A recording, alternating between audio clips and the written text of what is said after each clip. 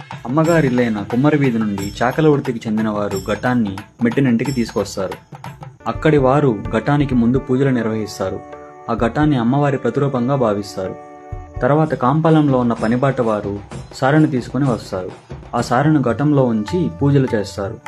అక్కడి నుంచి ఊరేగింపుగా ఘటాన్ని పోలేరమ్మ గుడికి తీసుకెళ్తారు. ఆసాది వృత్తికి చెందిన వారు ఘటానికి ప్రత్యేక పూజలు నిర్వహిస్తారు.